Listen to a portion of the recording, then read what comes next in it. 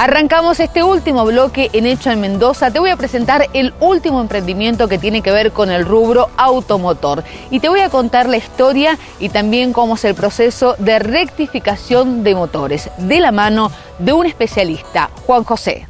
La historia de Juan José Garita en el trabajo de talleres comienza en el año 75, cuando transitaba la secundaria y decidió estudiar mecánica mientras trabajaba. Me gustaba a la vez de estudiar, tratar de tener una práctica.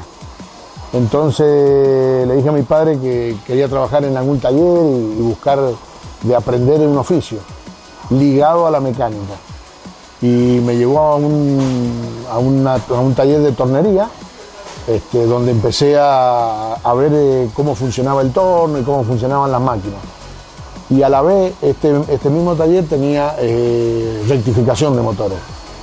Entonces cuando empecé a ver cómo era el oficio, me empecé a entusiasmar más que lo que se podía hacer en un torno, porque era mucho más completo. Y empecé a abocarme en lo que era la rectificación de motores. Los años pasaron y se especializó en el tema. Trabajó en el gran taller de la ex empresa TAC en Guaymallén, hasta levantar su propio emprendimiento en los años 90, dedicado exclusivamente a la rectificación de motores en San José, Guaymallén. Logré armar mi taller, empecé con 2 o 3 cositas.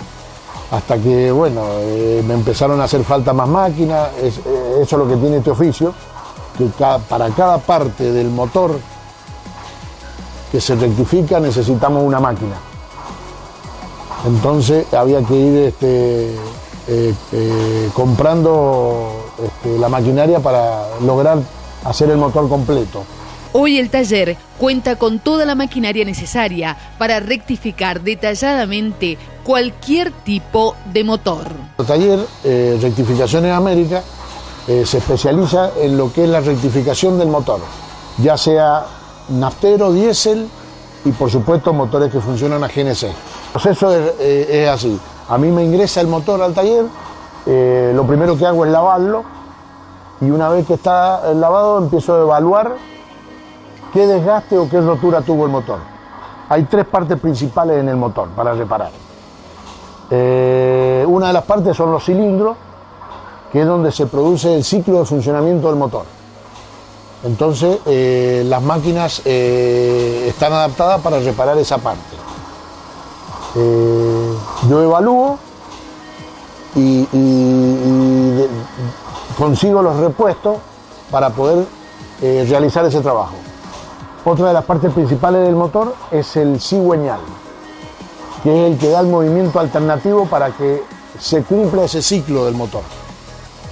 Lo mismo, rectifico, reparo, trato de solucionar ese problema. Y otro de los puntos principales en la reparación de motor es la tapa de cilindro. La tapa de cilindro es el lugar donde ingresa el combustible a través de las válvulas para lograr el funcionamiento del motor. En la máquina de los cilindros, ¿qué se hace?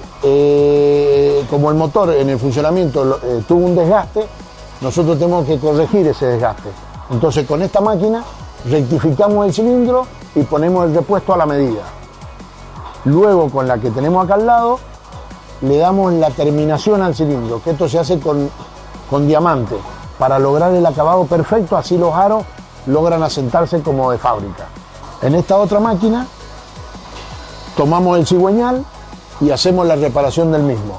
Rectificamos el cigüeñal de la misma manera que los cilindros y adaptamos los nuevos repuestos al cigüeñal. Y en esta otra máquina, que es la que repara la tapa de cilindro, en realidad la reparación de la tapa de cilindro tiene un par de máquinas.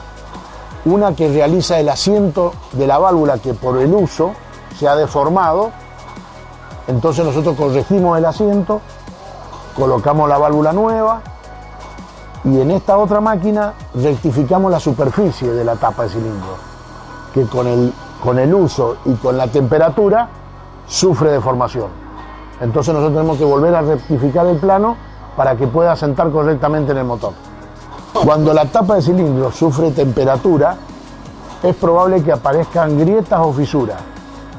Entonces tengo esta máquina que realiza una prueba hidráulica donde la temperatura y la presión que se le inyecta a la tapa de cilindro son las mismas que en el motor.